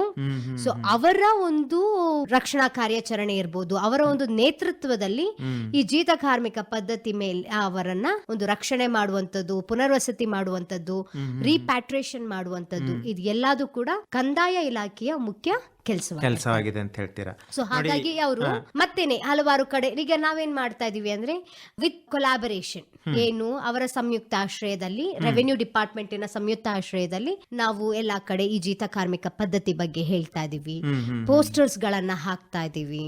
ಸೊ ಅವರು ಕೂಡ ಅವರ ಏನು ಈ ಬಾಂಡೆಡ್ ಲೇಬರ್ ಅಬಾಲಿಷನ್ ಡೇ ಅಂತ ಬರತ್ತೆ, ಅವಾಗ ಅವರು ಅದನ್ನ ಮಾಡ್ತಾರೆ. ಹಾಗೇನೆ ಪ್ರತಿ 3 ತಿಂಗಳಿಗೊಂದ್ಸತಿ ವಿಜಿಲೆನ್ಸ್ ಕಮಿಟಿ ಅಂತ ಒಂದಿದೆ. ಈ ಜೀತ ಕಾರ್ಮಿಕ ಪದ್ಧತಿಯಲ್ಲಿ ಇರುವಂತಹವರನ್ನ ಅವರಿಗೆ ಯಾವ ರೀತಿಯ ಕಾರ್ಯಾಚರಣೆಗಳನ್ನ ಮಾಡಬೇಕು ಡಿಸ್ಟ್ರಿಕ್ಟ್ ಮಟ್ಟದಲ್ಲಿ, ಜಿಲ್ಲಾ ಮಟ್ಟದಲ್ಲಿ ಅನ್ನೋದಕ್ಕೆ ಒಂದು ವಿಜಿಲೆನ್ಸ್ ಕಮಿಟಿಯನ್ನ ಇದೆ, ರಚನೆ ಆಗಿದೆ. ಆ ವಿಜಿಲೆನ್ಸ್ ಕಮಿಟಿಯ ಪ್ರತಿ ಮೀಟಿಂಗ್ ಕೂಡ DC ಅವರ ಮುಂದಾಳತ್ವದಲ್ಲಿ ನಡೆಯುತ್ತೆ. ಹಾಗೇನೆ DLSA ಏನು ನಮ್ಮ ಜಿಲ್ಲಾ ಕಾನೂನು ಸೇವಾ ಇದು ಪ್ರಾಧಿಕಾರ ಇದೆಯಲ್ಲ, ಸೊ ಅವರು ಕೂಡ ಈ ಒಂದು ಮೀಟಿಂಗ್ ಅಲ್ಲಿ ಭಾಗಿಯಾಗ್ತಾರೆ. ಅದರಲ್ಲಿ ಸ್ವಯಂ ಸೇವಕರು ಕೂಡ ಇರ್ತಾರೆ, ಆಮೇಲೆ ಅಧಿಕಾರಿಗಳು ಇರ್ತಾರೆ, ಡಿಸ್ಟ್ರಿಕ್ಟ್ ಲೆವೆಲ್ ಅಧಿಕಾರಿಗಳು ಇರ್ತಾರೆ. ಸೊ ಇವರೆಲ್ಲರೂ ಒಟ್ಟಿಗೆನೆ ಈ ವಿಜಿಲೆನ್ಸ್ ಕಮಿಟಿ ಅನ್ನೋದು ಏನಿದೆ ಅದು ಕೂಡ, ಈ ವಿಜಿಲೆನ್ಸ್ ಕಮಿಟಿಯ ರಚನೆಯನ್ನು ಕೂಡ ನಮ್ಮ ಈ ಕಾಯ್ದೆ ಅಂಡರ್ ಅಲ್ಲೇನೆ ಕೊಟ್ಟಿರುವಂತದ್ದು.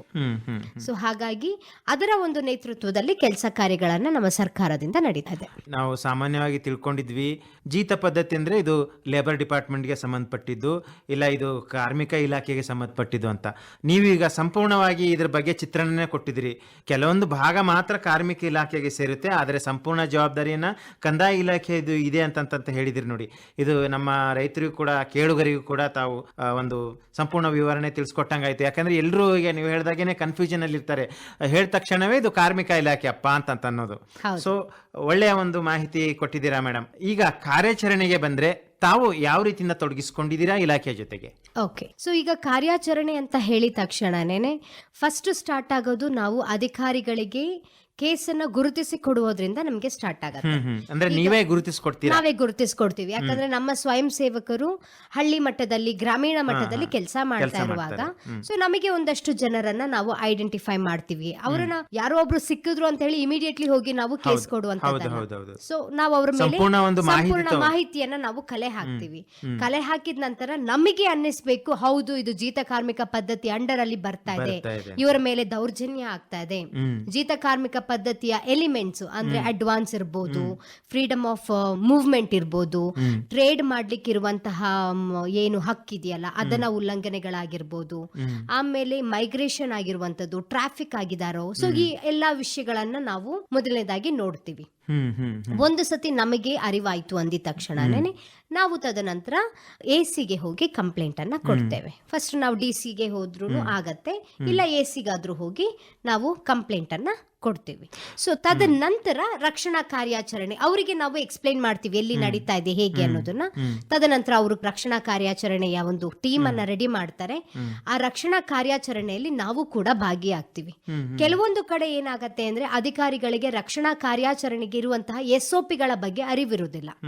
ಸೊ ನಾವೇನ್ ಮಾಡ್ತೀವಿ, ಸರ್ಕಾರದಿಂದನೇ ಕೊಟ್ಟಿರುವಂತಹ ಸ್ಟ್ಯಾಂಡರ್ಡ್ ಆಪರೇಟಿಂಗ್ ಪ್ರೊಸೀಜರ್ ಅಂತ ಏನಿರುತ್ತೆ SOP, ಅದನ್ನ ಅವರಿಗೆ ಏನು ಮೆಟೀರಿಯಲ್ ಫ್ಯಾಕ್ಟರ್ಸ್ ಗಳನ್ನ ನಾವ್ ಏನ್ ಕೊಡ್ಬೇಕು, ಸರ್ಕಾರದಿಂದ ಬಂದಿರುವಂತಹ ಸುತ್ತೋಲೆಗಳಾಗಿರ್ಬೋದು, ಸರ್ಕಾರದಿಂದ ಬಂದಿರುವಂತಹ ಕಾನೂನಿನ ರೂಪುರೇಷೆಗಳಾಗಿರ್ಬೋದು, ಈ ಆಕ್ಟ್ ಅಲ್ಲಿ ಏನ್ ಹೇಳುತ್ತೆ ಅನ್ನೋದ್ರ ಬಗ್ಗೆ ಅವರಿಗೆ ಒಂದು ಬ್ರೀಫಿಂಗ್ ಅನ್ನ ಮಾಡ್ತೀವಿ. ತದನಂತರ ಅವರಿಗೆ ಇನ್ವೆಸ್ಟಿಗೇಷನ್ ಟೈಮ್ ಅಲ್ಲಿ ಆಗಿರ್ಬೋದು, ಎನ್ಕ್ವೈರಿ ಟೈಮ್ ಅಲ್ಲಿ ಆಗಿರ್ಬೋದು, ನಮ್ಮ ಕಡೆಯಿಂದ ಒಂದು ಸಹಾಯವನ್ನ ಮಾಡ್ತೀವಿ. ಸೊ ಹೀಗೇನೆ ನಾವು ಸಹಾಯ ಮಾಡುವ ಸಂದರ್ಭದಲ್ಲಿ ನಮ್ಮಲ್ಲಿ ಹೊರದ ರಾಜ್ಯದಿಂದ ಬಂದವರು ಒಂದಷ್ಟು ಜನ ಇರ್ತಾರೆ. ಸ್ಪೆಷಲಿ ಅಸ್ಸಾಮಿಂದ ಬಂದವರು ಇರ್ತಾರೆ, ಬಿಹಾರಿಂದ ಬಂದವರು ಇರ್ತಾರೆ. ಅವರಿಗೆ ಲ್ಯಾಂಗ್ವೇಜ್ ಲ್ಯಾಂಗ್ವೇಜಿನ ಕೊರತೆ, ಭಾಷೆಯ ಭಾಷೆಯ ಒಂದು ಕೊರತೆ ಕೊರತೆ ಇರುತ್ತೆ. ಸೊ ನಾವು ನಮ್ಮ ಹಿಂದಿ ಅವ್ರಿಗೆ ಅರ್ಥ ಆಗಲ್ಲ, ಡೆಫಿನೆಟ್ಲಿ ಅರ್ಥ ಹೌದು ಆಗಲ್ಲ, ಹೌದು ಹೌದು ಯಾಕಂದ್ರೆ ಅವರ ಸ್ಲ್ಯಾಂಗೇ ಬೇರೆ ಇರುತ್ತೆ. ಸೊ ಅಂತ ಒಂದು ಸಂದರ್ಭದಲ್ಲಿ ಒಬ್ಬ ಟ್ರಾನ್ಸ್ಲೇಟರ್ ಅನ್ನ ನಮ್ಮ ಸಂಸ್ಥೆ ಕಡೆಯಿಂದ ನಾವು ಕೊಡುವಂತದ್ದು. ಸೊ ಈ ತರ ಒಂದಷ್ಟು ಸಹಾಯಗಳನ್ನ ಕೈ ಜೋಡಿಸ್ಕೊಂಡು, ಅಂದ್ರೆ ಸಂಪೂರ್ಣವಾಗಿ ಸ್ವಯಂ ಸೇವಾ ಸಂಸ್ಥೆಯೇ ರೆಸ್ಕ್ಯೂ ಮಾಡಬಹುದು ಆಗಲ್ಲ, ಇಟ್ ಈಸ್ ನಾಟ್ ಪಾಸಿಬಲ್. ನಾವ್ ಹೇಗೆ ಚೈಲ್ಡ್ ಲೇಬರ್ ನ ರೆಸ್ಕ್ಯೂ ಮಾಡುವ ಸಂದರ್ಭದಲ್ಲಿ CWC ಆಗಿರ್ಬೋದು, DCPU ಯೂನಿಟ್ ಆಗಿರ್ಬೋದು, ವುಮೆನ್ ಅಂಡ್ ಚೈಲ್ಡ್ ಡಿಪಾರ್ಟ್ಮೆಂಟ್ ಆಗಿರ್ಬೋದು, ಪೊಲೀಸ್ ಡಿಪಾರ್ಟ್ಮೆಂಟ್ ಆಗಿರ್ಬೋದು, ವಿವಿಧ ಇಲಾಖೆಗಳ ಜೊತೆಗೆ ನಾವ್ ಹೇಗೆ ಒಂದು ರೆಸ್ಕ್ಯೂ ರಕ್ಷಣಾ ಕಾರ್ಯಾಚರಣೆಯನ್ನ ಮಾಡ್ತೀವೋ ಹಾಗೇನೆ ಈ ಬಾಂಡೆಡ್ ಲೇಬರ್ಸ್ ಅನ್ನ ಕೂಡ ನಾವು ರೆಸ್ಕ್ಯೂ ಮಾಡುವ ಸಂದರ್ಭದಲ್ಲಿ ಎಲ್ಲಾ ಇಲಾಖೆಗಳ ಜೊತೆಗೆ ಮಾಡ್ಬೇಕಾಗತ್ತೆ ಹೊರತು ಡೈರೆಕ್ಟ್ ಆಗಿ ಸ್ವಯಂ ಸೇವಕರೇ ಹೋಗಿ ರೆಸ್ಕ್ಯೂ ಅನ್ನ ಮಾಡ್ಲಿಕ್ಕಾಗೋದಿಲ್ಲ. ಯಾಕೆ ಅಂತ ಹೇಳಿದ್ರೆ ಈ ಕಾಯ್ದೆಯಲ್ಲಿ ತುಂಬಾ ಮುಖ್ಯವಾಗಿ ಹೇಳುತ್ತೆ, ಮೆಟೀರಿಯಲ್ ಫ್ಯಾಕ್ಟರ್ಸ್ ಏನು ನಮ್ಮ ಈಗ ನಾವು ಬರೀ ರೆಸ್ಕ್ಯೂ ಮಾಡೋದು ಒಂದೇ ಉದ್ದೇಶ ಆಗಿರ್ಬೋದು. ರೆಸ್ಕ್ಯೂ ಮಾಡಿ ಆದ್ಮೇಲೆ ಯಾರು ಪರ್ಪೆಟ್ರೇಟರ್ಸ್ ಇರ್ತಾರಲ್ಲ, ಯಾರು ಅಪರಾಧಿಗಳು ಅಂತ ಹೇಳಿ ನಾವು ಗುರುತಿಸ್ತೀವಲ್ಲ, ಆರೋಪಿಗಳು, ಅಪರಾಧಿಗಳು ಅಂತ ಹೇಳೋಕ್ಕಿಂತ ಆರೋಪಿಗಳಿಗೆ ಅವ್ರ ಮೇಲೆ ಒಂದು ಕಾನೂನು ರೀತಿಯಾದಂತಹ ಒಂದು ಕ್ರಮ ತಗೊಳ್ಬೇಕು. ವಿಕ್ಟಿಮ್ಸ್ ಅಂತ ಯಾರಿರ್ತಾರೆ, ಸಂತ್ರಸ್ತರು ಅಂತ ಯಾರಿರ್ತಾರೆ, ಅವರಿಗೆ ಒಂದು ನ್ಯಾಯವನ್ನ ಒದಗಿಸ್ಕೊಳ್ಬೇಕು. ಈಗ ನಾವೇ ಹೋಗಿ ಹೇಳಿದ್ರೆ ಅದರಲ್ಲಿ ಡ್ಯೂಪ್ಲಿಕೇಶನ್ ಆಫ್ ಇನ್ಫಾರ್ಮೇಶನ್ ಆಗಿರ್ಬೋದು, ಅದ್ರಲ್ಲಿ ಏನು ಮೆಟೀರಿಯಲ್ ಫ್ಯಾಕ್ಟರ್ಸ್ ಇಲ್ಲ ಅನ್ನೋದಾಗಿರ್ಬೋದು. ಯಾಕಂದ್ರೆ ಕಾನೂನಲ್ಲಿ ಅಧಿಕಾರಿಗಳಿಗೆ ಅವರದೇ ಆದಂತಹ ಒಂದು ಪ್ರೊಸೀಜರ್ ಫಾರ್ಮ್ಯಾಟ್ ಗಳಿರ್ತವೆ, ಅದು ನಮ್ಮ ಸ್ವಯಂ ಸೇವಕರಿಗೆ ಗೊತ್ತಿರಲ್ಲ. ಸೊ ಹಾಗಾಗಿ ಅವರ ಪ್ರೊಸೀಜರಲ್ ಫಾರ್ಮ್ಯಾಟ್ ಅಲ್ಲಿ ನಾವು ಕೈ ಜೋಡಿಸಿ ಯಾವ ಹಂತದಲ್ಲಿ ಅವರಿಗೆ ಸಹಾಯ ಬೇಕಾಗುತ್ತೋ ಅಂತ ಹಂತದಲ್ಲಿ ನಮ್ಮ ಸ್ವಯಂ ಸೇವಾ ಸಂಸ್ಥೆಯಿಂದ ನಾವು ಅವರಿಗೆ ಸಹಾಯವನ್ನ ಮಾಡುವಂಥದ್ದು. ಈಗ ಕಾರ್ಯಾಚರಣೆಯಲ್ಲಿ ತಾವು ತೊಡಗಿಸಿಕೊಂಡಿದಾಗ ಕೆಲವೊಂದು ಜನರು ಪ್ರತಿರೋಧ ಮಾಡೋರು ಕೂಡ ಇರ್ತಾರೆ. ಯಾಕೆ ನಮ್ಮ ಪಾಡಿಗೆ ನಮ್ಗೆ ಬಿಟ್ಬಿಡಿ, ನೀವೇನ್ ನಮ್ಗೆ ಊಟ ಕೊಡ್ತೀರಾ, ಅನ್ನ ಕೊಡ್ತೀರಾ, ನಮ್ಗೇನ್ ಕೆಲಸ ಕೊಡ್ತೀರಾ ಅನ್ನೋ ಒಂದು ಮಾತು ಕೇಳಿ ಬರುತ್ತೆ. ಆಮೇಲೆ ಅವರು ಆ ಒಂದು ಮನೋಭಾವನೆ ಹೊಂದ್ಕೊಂಡಿರ್ತಾರೆ. ಯಾರು ಅವರಿಗೆ ಊಟ ಕೊಡ್ತಾರೆ, ಕೆಲಸ ಕೊಡ್ತಾರೆ, ಮಲ್ಗಕ್ಕೆ ಜಾಗ ಕೊಡ್ತಾರೆ, ಸಾಕಷ್ಟು ಅಂತ ಹೇಳ್ಕೊಂಡು ಜೀವನ ಮಾಡ್ಕೊಂಡು ಹೋಗ್ತಾ ಇರ್ತಾರೆ. ಇದನ್ನ ಹೇಗೆ ನೀವು ನಿಭಾಯಿಸ್ತೀರಿ ಮೇಡಮ್ ಇಂತಹ ಒಂದು ಸಂದರ್ಭಗಳು ಬಂದಾಗ? ಸೊ ನಾನು ಮೊದಲೇ ನಿಮಗೆ ಹೇಳ್ದಾಗ್ಲೇ ಸರ್, ಒಂದು ಕೇಸ್ ಬಂದಿದ ತಕ್ಷಣನೇ ಇಮಿಡಿಯೇಟ್ಲಿ ನಾವು ತಗೊಂಡೋಗಿ ಪೊಲೀಸ್ ಅಧಿಕಾರಿಗಳ ಮುಂದೆ ಅಥವಾ ಕನ್ಸರ್ನ್ ಡಿಪಾರ್ಟ್ಮೆಂಟ್ AC ಆಗಿರ್ಬೋದು, ತಹಸೀಲ್ದಾರ್ ಆಗಿರ್ಬೋದು, ಅವರ ಮುಂದೆ ತಗೊಂಡೋಗಿ ನಾವು ಇಡೋದಿಲ್ಲ. ಫಸ್ಟ್ ನಾವು ಮಾಡುವಂತದ್ದು ಏನು ಅಂದ್ರೆ ವಿಕ್ಟಿಮ್ ರ್ಯಾಪೋ ಅನ್ನೋದನ್ನ ನಾವು ಬಿಲ್ಡ್ ಮಾಡ್ತೀವಿ. ವಿಕ್ಟಿಮ್ ರ್ಯಾಪೋ ಅಂದ್ರೆ ಏನು ಅಂದ್ರೆ ಆ ಸಂತ್ರಸ್ತ ಮನುಷ್ಯನಿಗೆ ಗೊತ್ತಿರೋದಿಲ್ಲ ಅವನ ಮೇಲೆ ದೌರ್ಜನ್ಯ ಆಗ್ತಾ ಇದೆ ಅನ್ನೋದು. ಓಕೆನಾ? ಫಸ್ಟ್ ಅವನಿಗೆ ನಾವು ಅರ್ಥ ಮಾಡಿಸ್ತೀವಿ, ನೀವು ಎಂತ ಪರಿಸ್ಥಿತಿಯಲ್ಲಿ ಇದ್ದೀರಾ, ದೌರ್ಜನ್ಯ ಆಗ್ತಾ ಇದೆ ನೋಡಿ ನಿಮ್ಮ ಮೇಲೆ ಅಂತ ನೀವು ಅದನ್ನ ಮನವರಿಕೆ ಅವರಿಗೆ ಮನವರಿಕೆ ಮಾಡ್ತೀವಿ. ಸೊ ಮನವರಿಕೆ ಮಾಡಿದ ನಂತರ ಅವ್ರಿಗೆ ಅನ್ನಿಸ್ಬೇಕು ನಾ ಈ ಪರಿಸ್ಥಿತಿಯಿಂದ ಹೊರಗೆ ಬರ್ಬೇಕು ಅಂತ ಹೇಳಿ ನಾವು ತುಂಬಾ ಕಾರ್ಮಿಕರ ಜೊತೆಗೆ ಮಾತಾಡ್ತೀವಿ ಸರ್. ಈ ಒಂದು ಆಕ್ಟ್ ಅಲ್ಲಿ ತುಂಬಾ ಬ್ಯೂಟಿಫುಲ್ ಆಗಿ ಒಂದು ವಿಷಯವನ್ನ ಹೇಳ್ತಾರೆ. ಏನ್ ಹೇಳಿದ್ದಾರೆ ಅಂದ್ರೆ, ವಿಕ್ಟಿಮ್ ಏನು ಸ್ಟೇಟ್ಮೆಂಟ್ ಕೊಡ್ತಾರೆ ದಟ್ ಈಸ್ ಅಲ್ಟಿಮೇಟ್. ವಿಕ್ಟಿಮ್ ಯಾರು ಸಂತ್ರಸ್ತರಿರ್ತಾರಲ್ಲ, ಅವರು ನನ್ನ ಮೇಲೆ ದೌರ್ಜನ್ಯ ಆಗಿದೆ, ನನ್ನನ್ನ ಜೀತ ಕಾರ್ಮಿಕ ಪದ್ಧತಿಯಲ್ಲಿ ತುಳಿತಾ ಇದ್ದಾರೆ ಅನ್ನೋ ಒಂದೇ ಒಂದು ಸ್ಟೇಟ್ಮೆಂಟ್ ಸಾಕು. ಬೇರೆ ಯಾವ ಎವಿಡೆನ್ಸು ಇಸ್ ನಾಟ್ ರಿಕ್ವೈರ್ಡ್. ಬೇಡ ಅಂತಾನೆ. ಓಕೆನಾ? ನಮ್ಮ ಎನ್ಕ್ವೈರಿ ಶೀಟ್ ಅಲ್ಲೂ ಅವರು ಏನ್ ಹೇಳ್ತಾರೆ ಅದೇ ಬರೆಯೋದು. ಅದಕ್ಕೆ ಮತ್ತೆ ಪುರಾವೆಗಳನ್ನ ಹುಡುಕ ಹೋಗುವಂತದ್ದು ಏನೂ ಇಲ್ಲ ಇಲ್ಲಿ. ನನ್ನ ಮೇಲೆ ದೌರ್ಜನ್ಯ ಆಗಿದೆ ಅಂತ ಅವರಿಗೆ ಗೊತ್ತಿರೋದು, ನನಗೆ ಗೊತ್ತಿರೋದಿಲ್ಲ. ಅದಕ್ಕೆ ಪುರಾವೆ ತೋರ್ಸು ಅಂದ್ರೆ ಒಡ್ದಿ 1 ತಿಂಗಳಾಗಿರುತ್ತೆ, ಈಗ ಪುರಾವೆ ತೋರ್ಸು ಅಂದ್ರೆ ಏನ್ ತೋರ್ಸಕ್ ಆಗತ್ತೆ? ಹೌದಲ್ವಾ? ಅದು ನಮ್ಮಲ್ಲಿ ಒಂದು ಕೇಸ್ ಇದೆ, ಅದ್ರಲ್ಲಿ ಏನು ಅಂದ್ರೆ ಅಮ್ಮನ್ಗೆ ಹುಷಾರಿಲ್ಲ ಅನ್ನೋ ಒಂದು ಕಾರಣಕ್ಕೋಸ್ಕರ ಒಂದು 20,000 ರೂಪಾಯಿ ಸಾಲ ತಗೊಂಡಿದ್ದಾರೆ. 20,000 ರೂಪಾಯಿ ಸಾಲ ತಗೊಂಡು ಅವನಿಗೆ ಅಲ್ಲೇ 2 ಮಕ್ಳಾದವು, ಆ ಮಕ್ಳು ಸ್ಕೂಲ್ಗೆ ಹೋಗ್ದು, ಅದ್ರಲ್ಲಿ ಒಂದ್ ಸ್ಕೂಲ್ ಡ್ರಾಪ್ ಔಟ್ ಆಯ್ತು. ತದನಂತರ ಅದು ಕೆಲಸ ಮಾಡ್ಕೊಳಕ್ ಸ್ಟಾರ್ಟ್ ಮಾಡ್ತಾ, ಅಲ್ಲೇ ಎಲ್ಲಿ ಕೆಲಸ ಮಾಡ್ತಿತ್ತು ಆ ಜಾಗದಲ್ಲಿ. ಅಂತ ಒಂದು ಪರಿಸ್ಥಿತಿ. ಆ 30,000 ರೂಪಾಯಿ ಈಗ 20 ವರ್ಷ ಆದ್ರೂ ತೀರೇ ಇಲ್ಲ ಅವ್ರಿಗೆ. ಆಮೇಲೆ ಅವ್ರ ಅಮ್ಮ ತೀರ್ ಹೋದ್ರು ಕೂಡ ಮುಖ ನೋಡ್ಲಿಕ್ಕೆ ಇವರನ್ನ ಬಿಟ್ಟಿಲ್ಲ. ಅಂತ ಒಂದು ಪರಿಸ್ಥಿತಿಯಲ್ಲಿ ಇದ್ದಂತಹ ಕಾರ್ಮಿಕರನ್ನ ಕೂಡ ನಾವು ರೆಸ್ಕ್ಯೂ ಅನ್ನ ಮಾಡಿದ್ದೀರಾ. ಸೊ ಮೊದಲನೇದಾಗಿ ವಿಕ್ಟಿಮ್ಸ್ ಯಾರು ಸಂತ್ರಸ್ತರಿರ್ತಾರಲ್ಲ, ಅವರಿಗೆ ಅನ್ನಿಸ್ಬೇಕು ನಾನು ಈ ಪರಿಸ್ಥಿತಿಯಿಂದ ಹೊರಗೆ ಬರಬೇಕು ಅಂತ ಹೇಳಿ. ಸೊ ಅವರ ಒಪ್ಪಿಗೆ ಇಡ್ಕೊಂಡು ನಾವು ಮತ್ತೆ ಅಧಿಕಾರಿಗಳಿಗೆ ಮಾಹಿತಿಯನ್ನು ಕೊಡುವಂತ ಪೂರಕವಾದ ವಾತಾವರಣ ನೀವು ಸೃಷ್ಟಿ ಮಾಡ್ತೀರಾ. ಅಷ್ಟೇನೆ. ಏನು ಅಂದ್ರೆ ವಿಕ್ಟಿಮ್ಸ್ ಗೆ ನಾವು ಹೇಳ್ತೀವಿ, ನಿಮಗೆ ಏನಾದ್ರೂ ಅಡ್ವಾನ್ಸ್ ತಗೊಂಡಿದ್ಯೇನಪ್ಪ, ಅಡ್ವಾನ್ಸ್ ತಗೊಂಡಿದೀನಿ ಅಂದಿದ ತಕ್ಷಣನೇ ನಾವು ಜೀತ ಪದ್ಧತಿ ಅಂತ ಹೇಳಕ್ ಆಗಲ್ಲ. ಅಡ್ವಾನ್ಸ್ ತಗೊಂಡು ಅವನು ಓನರ್ ಪ್ರಾಪರ್ ಆಗಿ ಅವರಿಗೆ ವೇಜಸ್ ಕೊಡ್ತಾ ಇದ್ದಾರೆ, ಅದನ್ನ ನಾವು ಜೀತ ಕಾರ್ಮಿಕ ಜಿತಕಾರ್ಮಿಕ ಪದ್ಧತಿ ಅಂತ ಹೇಳಕ್ ಬರಲ್ಲ. ಆ ತಗೊಳ್ಳೋದು ಕೊಡೋದು ಅದು ಅವರ ವ್ಯವಸ್ಥೆ ವ್ಯವಹಾರ. ಇರುತ್ತೆ. ಯಾಕಂದ್ರೆ ಅವರ ಅವಶ್ಯಕತೆಗೋಸ್ಕರ ಅವ್ರ ಹತ್ರ ಸಾಲ ಇಸ್ಕೊಂಡಿರ್ತಾರೆ, ಕೆಲಸ ಮಾಡ್ತಿದ್ದಾರೆ, ದುಡಿತಾ ಇದ್ದಾರೆ, ಅವ್ರಿಗೇನು ತೊಂದರೆ ಇಲ್ಲ ಅಂದ್ರೆ ನಮ್ಗೆ ಅದ್ರಲ್ಲಿ ನಾವು ಮೂಗು ತೋರಿಸುವ ಅವಶ್ಯಕತೆ ಇಲ್ಲ. ಯಾವಾಗ ಅವ್ರಿಗೆ ಅನ್ಸತ್ತೆ ನಾನ್ ವಾಪಸ್ ನಮ್ಮ ಊರಿಗೆ ಹೋಗ್ಬೇಕು, ಊರಿಗೆ ಹೋಗ್ಬೇಕು ಅಂದ್ರೂ ನನ್ನನ್ನು ಬಿಡ್ತಾ ಇಲ್ಲ, ನಾನು ಓನರ್ ಹತ್ರ ಕೇಳ್ತಾ ಇದ್ದೀನಿ, ನಾನು ಬೇರೆ ಕಡೆ ಕೆಲಸ ಮಾಡಿ ನಿಮ್ಮ ಸಾಲವನ್ನ ತೀರಿಸ್ತೀನಿ, ದಯವಿಟ್ಟು ಅವಕಾಶ ಮಾಡ್ಕೊಡಿ, ನಾನ್ ನಮ್ ವಾಪಸ್ ಊರ್ಗ್ ಹೋಗ್ಬೇಕು ಅಂತ ಹೇಳಿ ಅವರಿಗೆ ಮನಸ್ಸಿಗೆ ಅನಿಸಿ ಅವ್ರ ಮೇಲೆ ದೌರ್ಜನ್ಯ ಆಗ್ತಾ ಇದೆ ಅಂತ ಹೇಳಿ ಅವ್ರಿಗೆ ಅನ್ಸಿ ಅವ್ರು ನಮ್ಮನ್ನ ಭೇಟಿ ಮಾಡೋದಾಗಿರ್ಬೋದು, ಅವ್ರು ನಮಗೆ ಫೋನ್ ಮಾಡೋದಾಗಿರ್ಬೋದು, ಇಲ್ಲ ಅವರ ಫ್ಯಾಮಿಲಿಗಳು ನಮಗೆ ರೆಫರ್ ಮಾಡುವಂತದ್ದು. ಸೊ ನಮ್ಮ ಕೆಲವೊಂದು ಈಗ ನಾರ್ತ್ ಇಂಡಿಯಾದಿಂದ ಬರುವಂತಹ ಕೇಸ್ಗಳಿಗೆಲ್ಲ ನಮಗೆ ಅವರ ತಂದೆ ತಾಯಿಗಳಾಗಿರ್ಬೋದು, ಅವರ ಕುಟುಂಬಸ್ಥರಾಗಿರ್ಬೋದು, ನಮ್ಮ ಮಗ ಇಂತ ಕಡೆ ಸಿಗಾಕೊಂಡಿದ್ದಾನೆ, ದಯವಿಟ್ಟು ಅವರನ್ನ ಬಿಡುಗಡೆ ಮಾಡ್ಕೊಡಿ ಅಂತ ಹೇಳಿ ಬಂದಂತಹ ಕೇಸ್ಗಳು ತುಂಬಾ ಇದಾವೆ. ನಾವು ರೀಸೆಂಟ್ ಆಗಿ ಹೊಳೆ ನರಸೀಪುರದಲ್ಲಿ ಒಂದು ಕೇಸನ್ನ ರೆಸ್ಕ್ಯೂ ಮಾಡಿದ್ವಿ. ಆ ಕೇಸಲ್ಲಿ ಹಾಗೇನೆ ಅದೀಗ ಅವರ ರಿಪ್ಯಾಟ್ರೇಷನ್ ಆಗಿದೆ, ಈಗ ಅವ್ರದ್ದು ಕೋರ್ಟ್ ಎವಿಡೆನ್ಸ್ ನಡಿಬೇಕು, ಆ ಪ್ರೊಸೀಜರ್ ಅಲ್ಲಿ ನಡೀತಾ ಇದೆ. ಅದು ಅವರ ತಂದೆನೇ ಖುದ್ದಾಗಿ ಬಂದು ಕಂಪ್ಲೇಂಟ್ ಅನ್ನ ಕೊಟ್ಟಿರುವಂತದ್ದು. ಅಲ್ಲಿರುವಂತಹ NGOಗಳಿಗೆ ಅವರು ಮಾತಾಡಿ ಅವರು ನಮ್ಮನ್ನ ಇಲ್ಲಿ ಯಾರು ಜೀತ ಕಾರ್ಮಿಕರಿಗೋಸ್ಕರ ಕೆಲಸ ಮಾಡ್ತಿದ್ದಾರೆ. ಸೊ ಈ ತರ ಒಂದು ನಮ್ಗೆ ಅವರಿಗೆ ಅನ್ಸೋ ತನಕ ನಾವೇನು ಮಾಡಕ್ಕಾಗಲ್ಲ ಸರ್. ಅವರಿಗೆ ಆ ಪರಿಸ್ಥಿತಿಯಿಂದ ಹೊರಗೆ ಬರ್ಬೇಕು ಅಂದ್ರೆ ಮಾತ್ರ ಅವ್ರನ್ನ ಹೊರಗೆ ತಗೊಂಡ್ ಬರ್ಬೋದು. ಯಾಕಂತ ಹೇಳಿದ್ರೆ ನಾನು ಹೇಳ್ದಾಗೇನೆ ಈ ಕಾಯ್ದೆಯಲ್ಲಿ victim statement is ultimate final. ಈಗ ರೆಸ್ಕ್ಯೂ ಟೀಮ್ ನ ನಾವು ಕರ್ಕೊಂಡು ಹೋಗ್ತೀವಿ, ಅಲ್ಲಿ ಹೋಗ್ಬಿಟ್ಟು ಸಂತ್ರಸ್ತರು ಏನಾದ್ರು ನಂಗೇನ್ ತೊಂದ್ರೆ ಇಲ್ಲಪ್ಪ ನಾ ಆರಾಮಾಗಿದ್ದೀನಿ ಅಂದಿದ ತಕ್ಷಣನೇ ನಮ್ಮ ಒಂದು ಬಾಂಧವ್ಯ ಅಧಿಕಾರಿಗಳ ಜೊತೆಗೆ ನಾವು ಕಳ್ಕೊಳ್ತೀವಿ. ಆ ಕಾರಣದಿಂದ ಸಂತ್ರಸ್ತರಿಗೆ ಒಂದು ನಮ್ಮ ಸಹಾಯ ಬೇಕು ಅನ್ನೋ ಸಂದರ್ಭದಲ್ಲಿ ನಾವು ಅವರಿಗೆ ಮನವರಿಕೆಯನ್ನ ಮಾಡಿ ಅವರಿಗೆ ಸಹಾಯವನ್ನ ಮಾಡುವಂತದ್ದು. ಈಗ ಯಾರೆಲ್ಲ ಈ ಒಂದು ಸಂದರ್ಶನವನ್ನ ಕೇಳ್ತಾ ಇದೀರೋ ಇನ್ನು 10 ಜನಕ್ಕೆ ಈ ಮಾಹಿತಿಯನ್ನ ತಿಳಿಸಿ ಅಂತ ನಾನು ಹೇಳ್ತೀನಿ. ಅಷ್ಟು ನನ್ನ ಕಿವಿ ಮಾತು ಜನರಿಗೆ. ಕೊನೆಯದಾಗಿ ತಮ್ಮನ್ನ ಸಂಪರ್ಕಿಸುವುದಾದರೆ, ಇನ್ನು ತಮ್ಮಿಂದ ಹೆಚ್ಚಿನ ಮಾಹಿತಿ ಪಡೆಯುವುದಾದರೆ ದೂರವಾಣಿ ಸಂಖ್ಯೆ ಕೊಡಿ ಮೇಡಮ್. ಸೊ ನನ್ನ ದೂರವಾಣಿ ಸಂಖ್ಯೆ 9620441089. ರೈತ ಬಾಂಧವರೇ ಹಾಗೂ ಕೇಳುಗರೆ, ಪ್ರತಿದಿನ ಸಂಜೆ 6:50ಕ್ಕೆ ಮೂಡಿಬರುವ ಕೃಷಿ ರಂಗ ಕಿಸಾನ್ವಾಣಿ ಕಾರ್ಯಕ್ರಮ ಭದ್ರಾವತಿ ಕೇಂದ್ರದಿಂದ ಯಾವ ರೀತಿಯಾಗಿ ಮೂಡಿ ಬರ್ತಾ ಇದೆ, ಮತ್ತು ಈ ಕಾರ್ಯಕ್ರಮದ ಕುರಿತು ನಿಮ್ಮ ಅನಿಸಿಕೆ, ಅಭಿಪ್ರಾಯ, ಸಲಹೆ, ಸೂಚನೆ ಏನಾದರೂ ಇದ್ದಲ್ಲಿ ನಮ್ಮ ವಾಟ್ಸಪ್ ನಂಬರಿಗೆ ಇದನ್ನು ನೀವು ಬರೆದು ತಿಳಿಸಬಹುದು. ನೀವು ಬರೆದು ಕಳಿಸಿದ ಮಾಹಿತಿಯನ್ನು ಅದೇ ಕಾರ್ಯಕ್ರಮದಲ್ಲಿ ಪ್ರಸಾರ ಮಾಡಲಾಗುವುದು.